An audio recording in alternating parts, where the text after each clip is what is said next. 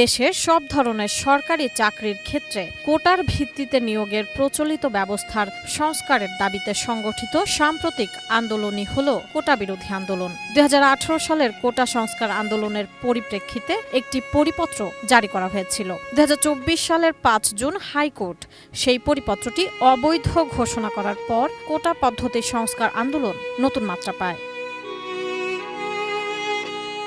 এই আন্দোলনের ফলে আন্দোলনকারী শিক্ষার্থী, পুলিশ, আইনশৃঙ্খলা রক্ষাকারী বাহিনী এবং ছাত্রলীগ নেতাকর্মীদের ব্যাপক সংঘর্ষ হয়। শতাধিক মানুষের মৃত্যু, বহু মানুষের আহত হওয়া, রাষ্ট্রীয় গাড়ি, ভবন অগ্নিসংযোগ, জেল ভেঙে কয়েদি পালানো সহ সহিংস ঘটনা এবং ক্ষয়ক্ষতির ঘটনা ঘটে। এছাড়া আন্দোলনের সহিংসতায় প্রাণ হারায় শিশু, শিক্ষার্থী সহ আরও অনেকে। চাঁদপুরের মতলব উত্তরের আমুয়াখান্দা উত্তরপাড়ার গোলাম মোস্তফা দেওয়ান সন্তানের উন্নত লেখাপড়ার জন্য স্ত্রী এবং সন্তানকে পাঠান ঢাকায়। কিন্তু এই স্বপ্নই যেন কাল হলো গোলাম মোস্তফা দেওয়ানের। তার পরিবারে নেমে এলো ঘোর অন্ধকার।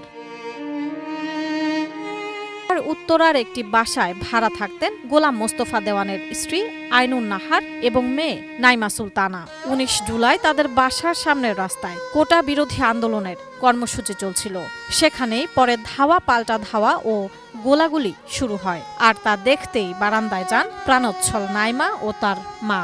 হঠাৎ গুলিবিদ্ধ হন নাইমা। পরবর্তীতে মৃত্যুর কোলে ঢলে পড়ে। যে 10ম শ্রেণীর শিক্ষার্থী ছিলেন নাইমা।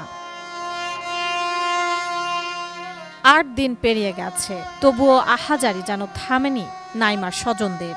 নতুন করে আর কোনো মায়ের বুক খালি হোক তা চান না গুলিতে নিহত স্কুল ছাত্রী নাইমা সুলতানার বাবা মা। তবে সন্তান নিজ বাসাতেই গুলিবিদ্ধ হয়ে প্রাণ হারানোয় কান্না যেন আর থামছেই না নাইমার পরিবারে।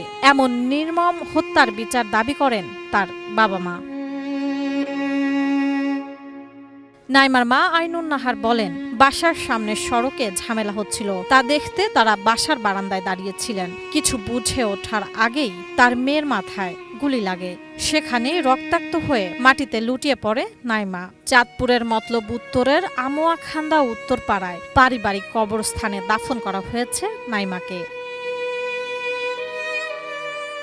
27 জুলাই বিকেলে নাইমার পরিবারের সদস্যদের সঙ্গে কথা হয়। নাইমার বাবা চিকিৎসক গোলাম মোস্তফা দেওয়ান বলেন, সন্তানদের মানুষ করতে গ্রাম থেকে ঢাকায় পাঠিয়েছিলেন, কিন্তু তার মেয়ে লাশ হয়ে ফিরে আসলো। সাইমুম জান্নাত, এটিএন নিউজ।